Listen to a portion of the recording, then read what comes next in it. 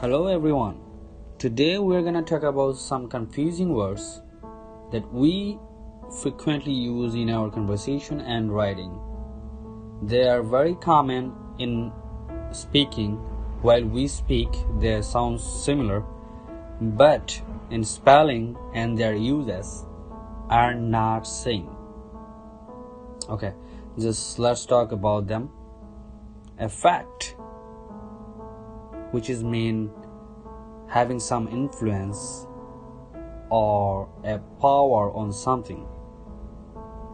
On the other hand, effect mean the result of a consequence, a result of a change. Principle and principle. Principle means the fundamental truth and basis. On the other hand, principal means the head person of an organization. Compliment and compliment. Compliment means saying something nice, and on the other hand, compliment means to add something with something, to make it complete. Personal and personal. Personal means private choices or having something very private. And on the other hand, personnel means a person or a staff. Altogether and altogether.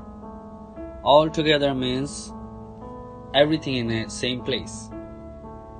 On the other hand, altogether means completely. Desert and desert.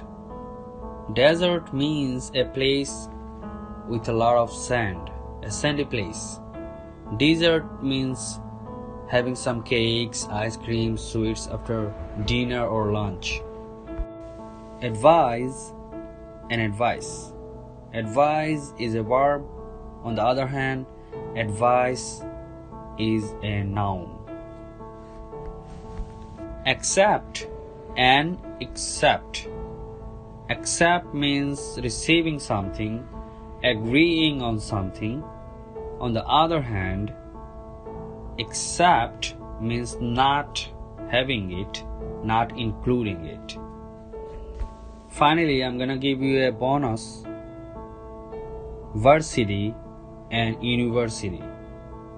While you're gonna write varsity, you're gonna write VARSITY,